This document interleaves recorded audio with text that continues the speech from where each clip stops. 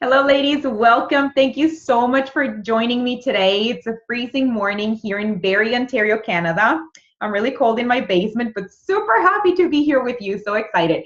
So the stuff that I'm going to share with you about is this was kind of like pivotal for me when I did PN coaching as a client. That was like 4 years ago. And I think learning the art of meal prepping is really what made the biggest impact to date. It's something that I have kept up with. It's something that now my family's a little bit more integrated in the process. They have more say, we prefer this food, do this again, don't cook that other thing anymore. Everybody has a say, right? And that's great because that's in the end what you want. You want everybody kind of like to hop on board and be excited about it as you are. Now, we're going to be hearing a lot of the same ideas that we learn in our own, coaching, as this is a continuum. Start where you are, because these ideas are so, they're solid bases that apply to so many areas of our lives. So that's going to sound very familiar to you because this is what you've been studying for almost a year now. And this is just one more confirmation that this is the way to go about things. It's okay. Take it slow. Start where you can.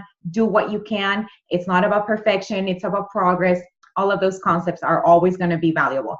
So let's start now. I'm going to share my screen. Here we go. Perfect. Very good. Meal prep. So today I want to leave you with actionable meal prep tips and tricks, like the little stuff that has really helped me. I really want to kind of also remind you that I'm going to be using a lot the concept of family, but really that can mean you or you and your partner or you and your entire family and kids or whoever lives with you or your fur babies, whoever is your family, that's who we're referring here to. And it's just because that's kind of like a little bit easier for me to focus on, just because I do have a larger family. We're a family of 5. So that's kind of like my main jam, but it applies to us all the same. Now, for meal prep goals, there are several things that I think are important to keep in mind. One of the first goals of meal prepping is to actually keep it goal oriented. That means in line with what your budget is, in line with your nutrition goals, and in line with your body composition goals. Because meal prep can go so many ways, right? Like you can meal prep and it's wonderful. It's always probably going to be a step up from eating out and eating fast food. But if you keep these things in mind, just adhering it to what your budget, your nutrition expectation, and your body composition goals are, then you're going to be even taking more advantage of it. We also want to make it time efficient. And this is where I want you to be really kind to yourself.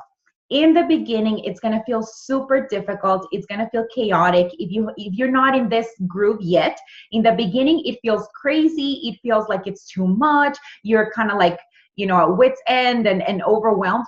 And that's normal. Why? Because this whole process, if it's new for you, just like the first time you worked out, that you felt all over the place and you didn't know what the moves were supposed to feel like. Remember that sensation? It's probably going to feel the same here, and that's fine. So just roll with it, keep practicing, and it's going to get so much easier the more you practice. And before you know it, you're going to be so fast, and in a very short amount of time, you're going to be able to cook for a week or more, right? And the final goal of meal prep is that you want the process to be enjoyable just as you want the outcome to be enjoyable. We all want to actually enjoy the food that we're going to make, right? We want it to be tasty, delicious. We want it to be, all those yummy things that we want, but we also want the process itself to be really enjoyable. And that is where I want to take you today.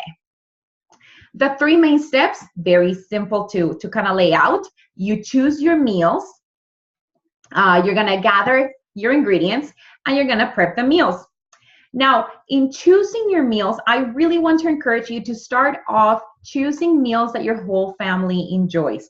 So if you're a brand new beginner, start only with 1 or 2 meals that your family likes.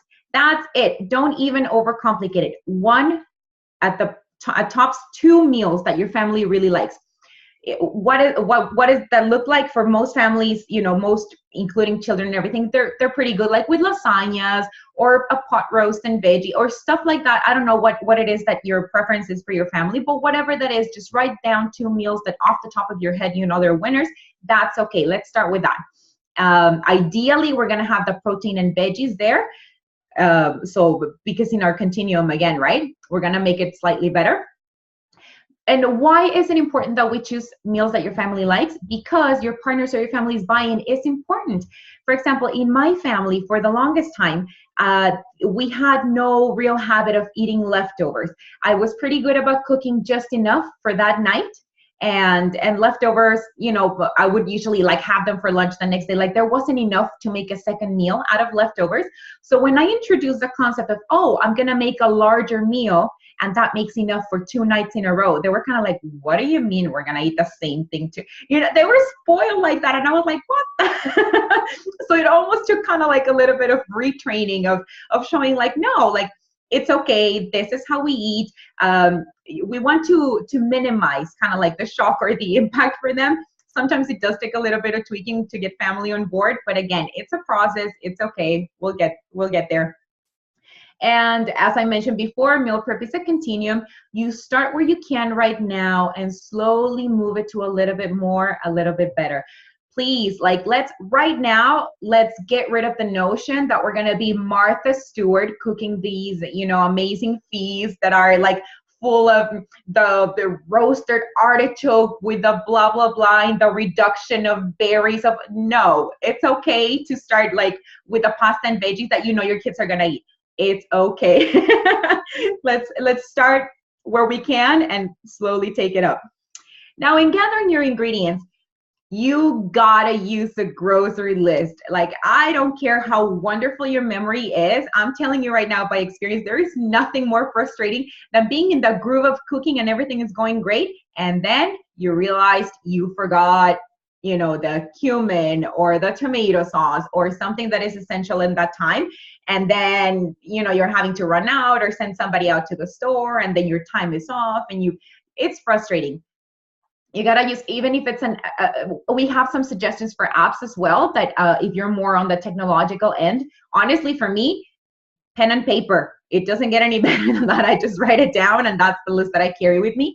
But if you prefer an app, there's one called Meal Board that I know is pretty cool. There's another one called Big Oven. That is also like for the same for grocery shopping.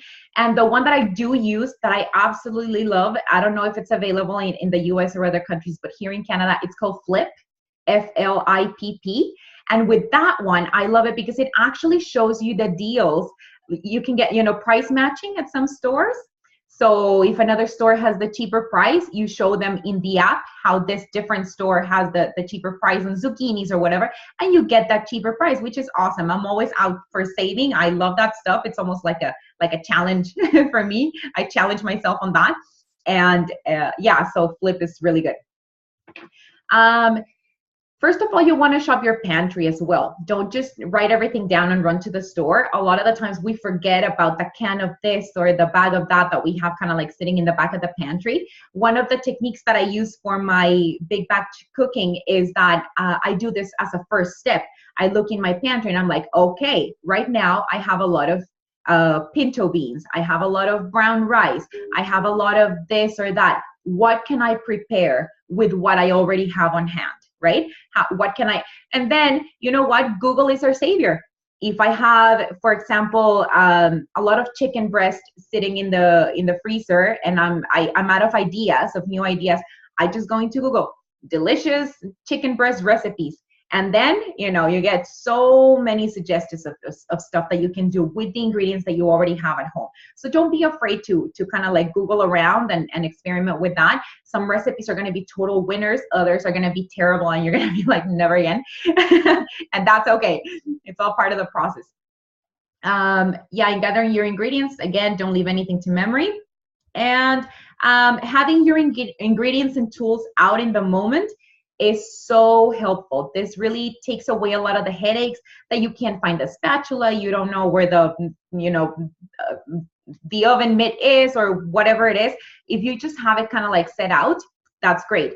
Now, in an ideal perfect world, every single time we meal prep, we're going to start with a perfect clean kitchen and all our tools laid out, right? But we know that we don't live in an ideal perfect world. Life happens. So just roll with the flow. Like sometimes it's going to be just like that and perfect and really nice. And other times you're going to be washing things right before you use them because it was dirty in the sink and you need it right now. It's okay. We can still make it work. Don't let that stop you from meal prepping. Now, in actually prepping your meals, it's usually really helpful to set aside a special day and time just because it becomes part of the flow of your week, right? Sometimes schedules that change with work don't allow for this, or a lot of traveling doesn't allow for this, and that's okay. But if it's within your ability to create a date and a time for this, I find that is so beneficial, because then even your family knows on, that on Sunday morning, this is what goes on in the house. There's no going out or asking mom for help in this and that because she's busy doing this stuff, right? You want to shape your environment. We talk about that a lot in PN coaching. You want to shape your environment for your benefit. Your environment needs to be conducive to efficiency. Again, your ingredients and tools are ready, and you can even separate the stuff that you're gonna cook, what goes in the oven, what goes on top of the stove, what needs to be chopped. Like, just kind of like set it aside, because then it just becomes easier by task, right? But also, you want your environment to be conducive to fun. This is such a big deal for me. I have made of my meal prepping a time for me. Why? Because if I have to do it, if it's something that is so beneficial, it takes away such a massive headache of my week, right? Having all the meals there. So I know I want to do it. If I'm already stuck having to do it, then I want to enjoy that time. I want to make the best of it. So what do? I play my music, and I have my own dance party in the kitchen, or I have a podcast that I've been wanting to hear, or I have the audiobook playing. I have a tea or a smoothie or the one glass of wine every now and again, if that's okay, if that's something you enjoy and it doesn't take too much away from your goals, then that's okay too. Just make it a time for you. And then you're going to see how you're even more able to stick with it, right? Work the continuum of meal prep from very easy to elaborate. So here is again where we shed like all those high expectations of the big fancy meals, because let me tell you, just the fact of chopping veggies and fruits, that's meal prep. If you stand in your kitchen and you do nothing else but chop the sweet peppers and the lettuce and the cucumber and the tomato that you're going to use for salads for mixing throughout the week, that is meal prepping, and you're already one step ahead. You're already winning. If that's all you can do this week, that's fine. Then do that, because you're already benefiting your effort. That's the very easy stuff. Usually when everything comes crashing down and emergencies happen, even those little efforts really do save you, because those becomes like the go-to snacks, and it's still helpful. Then in the easy continuum, we have, you can cook 1 or 2 different proteins to have on hand. For example, roasted chicken, and then you can use that chicken to add it to salads, make wraps, add it to scrambled eggs in breakfast for some extra protein. Same with fish, same with pork. Just choose 1 or 2 proteins just to have on hand, and then mix and match to your heart's content. And in the elaborate, we're preparing full meals, including the protein, the side dishes, the veggies and fruits, the little snacks that you're going to be having throughout the week. You really kind of like go all out. So wherever it is that you are right now in the continuum, we'll make it work. Same with the options for tools. They also work in a continuum. So here we have like numbered from 1 to 4, the most common options that we have for freezing our meals. In the first one, we have basic Ziploc bags. These are the cheapest. These are super easy to find anywhere. These are no hassle. Of course, they have their cons, because, you're creating more waste, and it's plastic, which is, for some people it's troublesome because of a little bit of, does it leach into the food and all that stuff. It's understandable. That's all, stuff to consider.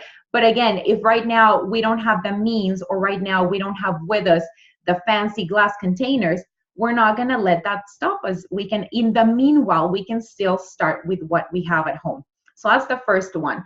In the second one, we have the aluminum pans. I like these, like for the lasagnas, for casseroles and stuff like that. They're easy. You can stack them once the food inside them is frozen and all this kind of stuff. Same idea. It's aluminum. There's a lot of questioning. Does something get into the food or not? How, food safety wise, that's all stuff that you can definitely research more. On the third stage, we have the Ziploc containers, like the plastic containers. Super easy, washable. You're creating less waste, which is wonderful.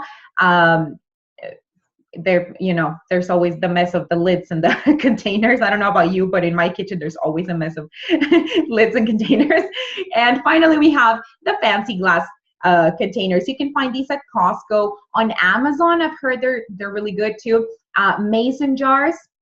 That's a jar. Jam, like the leftover, whatever kind of jar that you have that is glass, you can use it for storing in the fridge or in the freezer. Now, a little bit of an example of what my meal prep looks like for my family. My family really likes simple stuff. None of this is fancy gourmet meals. We like lasagna, we like tacos, we like fish with veggies, and we like a chicken broccoli casserole. Super simple. I think we've all heard of these meals before. As sides, we really like vegetables in all different presentations, sometimes raw, sometimes salad, sometimes roasted or sauteed in a little bit of butter, steamed.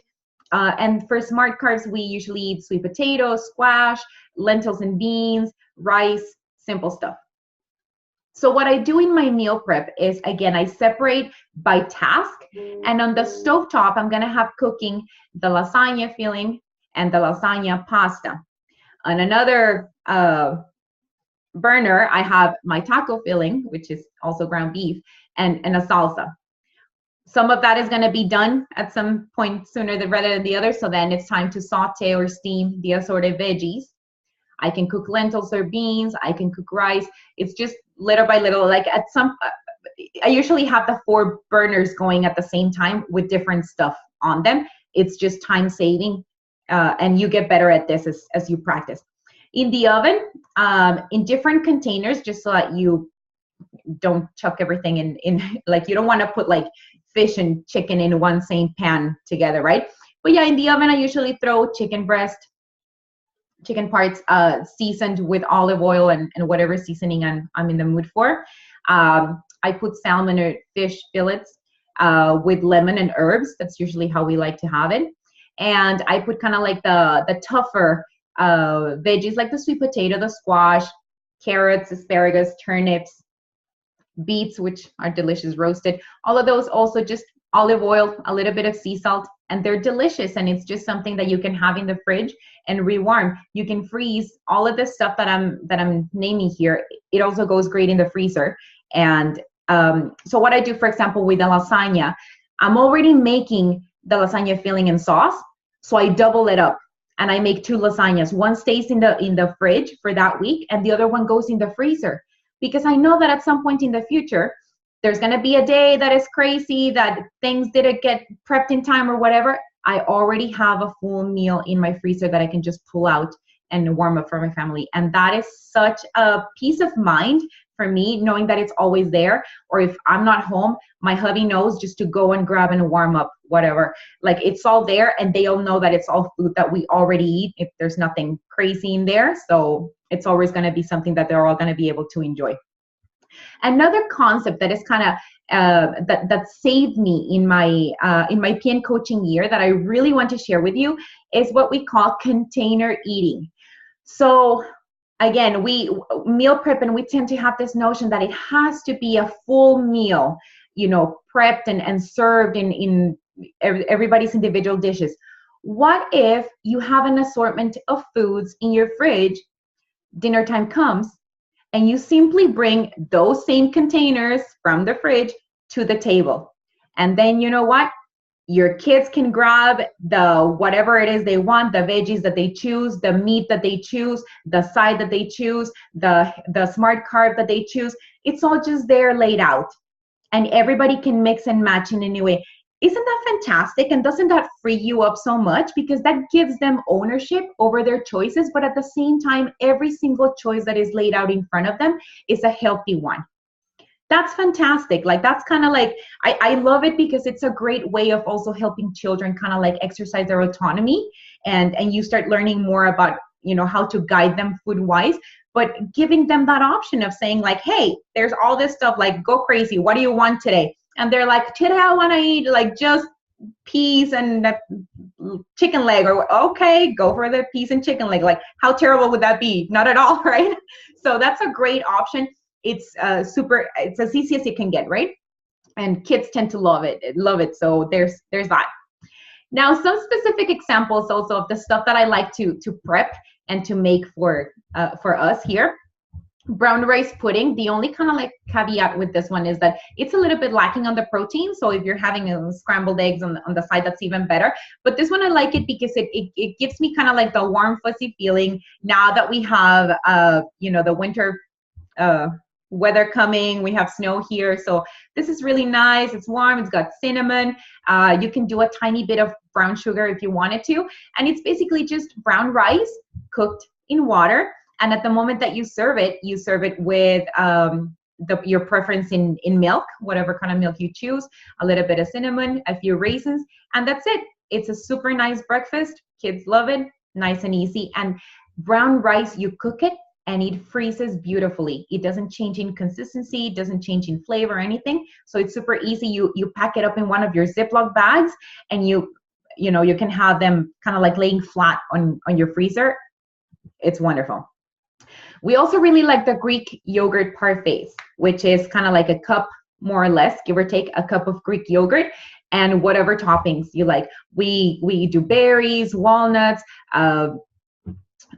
cantaloupe or melon or strawberries, whatever it is that we have on hand. It's one of those like, what fruit do you got? Just chuck that in there kind of thing.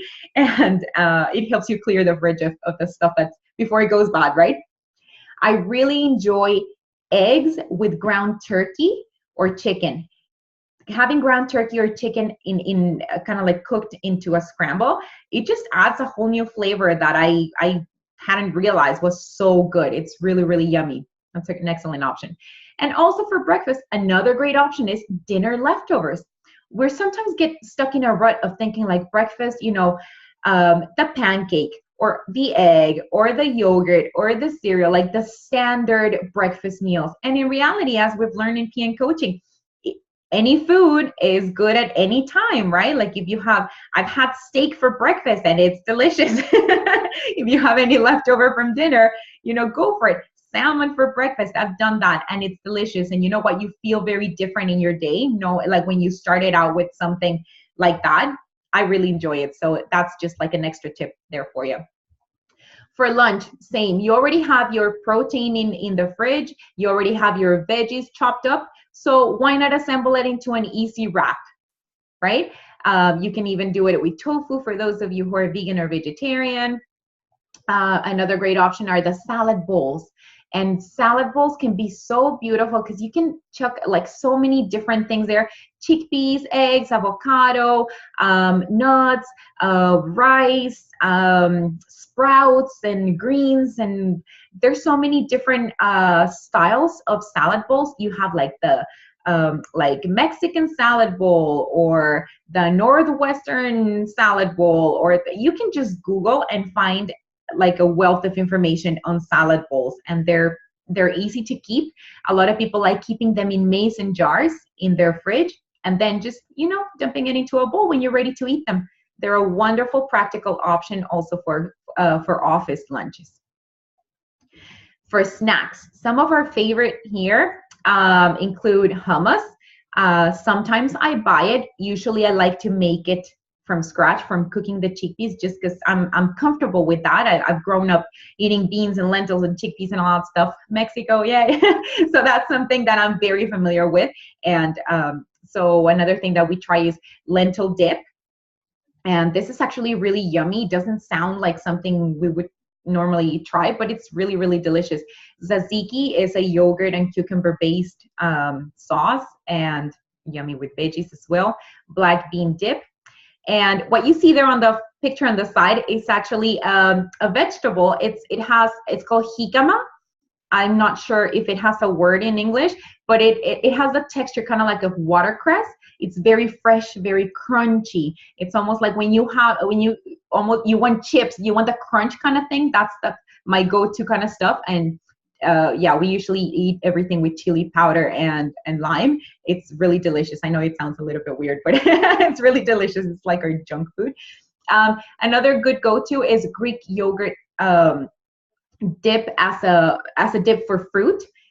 Greek yogurt, add a little bit of honey, and it's so yummy with fruit. It has just enough hint of sweetness, and it's delicious, and you're getting some protein in there. And cottage cheese with berries. What I like to do is I grab frozen berries, like blueberries are my favorite for this. Frozen blueberries, and you want them to be frozen because you're gonna warm them up so they become like this melted kind of mushy, delicious thing. And I put a tiny bit of honey in that, just a smidge, just enough for flavor. So that becomes kind of like a sauce. And I pour that on top of cottage cheese, and it's so delicious. And I'm still getting my protein, I'm getting my fruit, so all good, right? Those are all snacks. Dinner. The picture on the left, that was our dinner last night. I took the picture, and then I was like, food is so beautiful, I have to include, and I came and I put it as part of the presentation because it's just so beautiful. And it might look familiar to you because this is actually an idea that Precision Nutrition published on their blog, I don't know, like last week or so. And it was fantastic. I'm so happy I gave it a try. What you see there is in one pan, no mess in my kitchen because it was super easy, just one pan. It's chicken. Those are the chicken breast. It's a full chicken with buttercup squash, which is my favorite kind of squash. Some potatoes, the mini red and white potatoes. Some carrot, onion, garlic. The garlic went crunchy in the oven, and it was delicious. And some herbs. It has rosemary, thyme, salt, and pepper. Yeah, so I just kind of like drizzled everything with olive oil and chuck it in, in the oven, and that was dinner, and it was fantastic. So that's an excellent idea. Also, great go-tos, chili. You can freeze it, you can keep it there for a long time. Beef stew. Kids tend to really like stews and soups. Just, I don't know, consistency wise, it seems to be popular with kids as far as my experience goes. Roasts and vegetables, chicken curry. I know also a lot of families enjoy kind of like stronger flavors like that. What else? Salmon mash, roasted veggies, like all this is kind of like the normal stuff that you can see us cook any given day. Very good. What's next? Here we go. Ooh, the good stuff, desserts. Okay, so that fruit cup that you see there, it actually looks like a lot more chocolate than it actually is. This is a hit in my house. Whenever my kids' friends come, it's like, can we have a fruit cup? They love, love, love these. All that it is, you take some chocolate chips of any variety that you like. If you enjoy the dark chocolate, or if you want the milk chocolate, whatever kind of chocolate chip you enjoy, you're gonna put a little bit of that in a glass bowl with a tiny bit of coconut oil. And you're going to warm it up in the microwave in 30-second increments. So 30 seconds, mix it up a little bit. 30 seconds, mix it up just enough so that it starts melting without burning. And what it does is that the coconut oil, as you probably know, when you put it in the freezer, it goes solid. So the fact that you're adding coconut oil is gonna allow for the chocolate to solidify in the freezer. And all it is, in those little paper cups where you make muffins, I put a tiny bit of that chocolate and coconut oil melted mix in the bottom, and then I stick fruit so that it's touching the chocolate, so that it's all kind of like glued together by this chocolate mixture, and pop them in the freezer. And that's it. They're in your freezer, which is fantastic because they're out of sight. we know that too, right? Whatever we have in front of us is probably what we're going to gravitate towards. So the fact that they're kept in the freezer is pretty convenient because you kind of forget they're there. but they are so, so great for those times when you have that craving for chocolate. Oh, love them. Super, super big fan of those. And you can also do stuff like banana muffins. I sometimes like to play around with recipes, and you can make banana muffins with kefir or with Greek yogurt. I know there's some recipes for making muffins and stuff like that, like baked goods with protein powder. I haven't tried any that have been really successful. It's just like a hit and miss. So if you happen to find any recipe that really works with you well with protein powder, let me know, because I'd love to give that a try. But yeah, again, Google is your friend. Now, some resources to check out. YouTube channels. There are tons of YouTube videos that are beautiful, just like, you know, the upbeat music, and it's like the girl cooking and doing and this and that, and you can see like all her meals planned out, and they're great for ideas. We're not reinventing the wheel. We're not coming up with, you know, anything new and crazy here. We're just copying what works for other people, and that's fine. So we have Fit Couple Cooks, Mind Over Munch, Fit Men Cook, Tasty. The Tasty videos, you've probably seen them on Facebook. I love those. Heidi Summers, she's a fitness model, so you can probably like ignore a lot of the stuff. It's just like the meal prepping stuff that I like about her, but other stuff I'm not too keen on. The Organic Mom, Cheap Lazy Vegan, for my vegans out there. There's also a YouTube channel, plenty of YouTube channels about meal prepping for vegans and vegetarians. And The Country Homemaker, which also has a more of an emphasis on families, cooking for families. As for blogs, we have Work Week Lunch. We have Meal Prep on Fleek. That's a really good one. Meow Mix. Happy Money Saver. That's for freezer meals. You cook up like for a month. Like in one sitting, you cook for a month and you have your freezer full of stuff for the next month. And Thriving Home, yeah, they have over 70 freezer meal ideas there. Now, the biggest takeaways that I want you to take with you from today is that, again, this can be easy, it can be convenient, it can be cost effective, and it can be fun. I want you to enjoy it, because otherwise it's not going to become part of your life. You want to make it fun. Less bells and whistles, more real, like more whatever it is that your family actually enjoys and you enjoy. Now, and finally, I have a challenge for you ladies who are here and are going to be listening this recording. And the challenge is that this upcoming week and the next one, you are going to help me flood our Facebook group with our meal prep pictures. Okay? And again, remember, it can be anything. It can be you chopping veggies for your salad. That is a form of meal prep. Show me that. It can be you making the big fancy meal. Perfect. Show me that too. It can be, you know, something that you threw together in the crock pot. That's meal prep. Show me that. So we're going to use the hashtag meal prep so that whenever we, you know, we can go into the hashtag and we can see everybody's shares. But how fun would that be? And what an amazing way of, you know, motivating each other and just see examples of what all of us are doing, right? So who's with me? I want to see your hands up. Hands up, hands up. Who's with me? I can, woo! Thank you, ladies. Excellent. It's going to be, so I'm going to be looking out for you, okay? I'm going to be like, come on, ladies, meal prep. Very good. And so with that, I am going now. I'm coming back on your screen. Hello, here we are. Hi, beautiful faces. Very good. So I'm going to open the chat. We have just a few minutes left. I think we have 5 minutes left. Shelly says that she uses the Shopping Pro app and it works great. Thank you, Shelly. Very good. Frozen peaches. Sheena says blueberries, raspberries, and top it with yogurt and cinnamon. Oh, that sounds delicious. Really good idea. Very good. So please, right now, if you have any question, let's put it in the chat. If there's anything that you'd like to know more of, if you have any other suggestion, go in right now. I'm waiting on you. Pop it in the chat and we'll see if we have any questions coming in. Don't be shy, ladies. I see you're all smiling like, oh, I don't know. Go for it. Go for it. Ask me a question. Who's going to be the first one to come in? I see some typing going. Oh, I'm going to talk. I'm not going to type. Perfect. Yes, even better. Just it's not really a question. It's something that I do that it makes it so I bake my brown rice.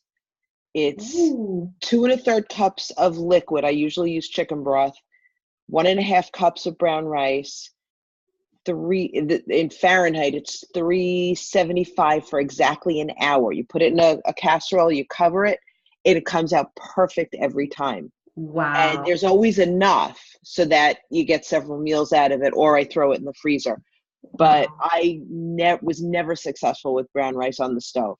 Really? So But long and it burns and whatever. This comes out that's absolutely perfect yeah. every single time. Well, thank you so much, Shelly. That's super helpful. I'm gonna try that myself. Thank you. Who's next? You can also raise your hand and I can unmute you if you're having trouble finding the unmute, or you can unmute yourself. Go for it, ladies. We don't have a lot of time, but Jermaine. Oh, I unmuted you. No, you, she's like, no, I didn't want to talk. Very good. Anybody else? Are we all good then for questions? Okay, very good. So anyway, if anything else comes up, if any other question arises, please feel free to just tag me there in our Facebook group. That's what we're there for. More than happy to help. And I'm sure that with all, all the different tips that we as individuals can bring to the table, we're going to end up with a wealth of information. So now, you have a challenge, ladies. Shelly, can you reshare the combo for baked rice? Why don't you put it in the Facebook group, Shelly, and then we can all see it there. Thank you so much, ladies, and I'll be seeing you in the group. I'll be looking forward to your pictures with the hashtag meal prep, and we're going to be cheering for each other and the stuff that we do in our kitchens, okay? It was wonderful seeing you today. Thank you for coming out. Thank you. Bye. Bye.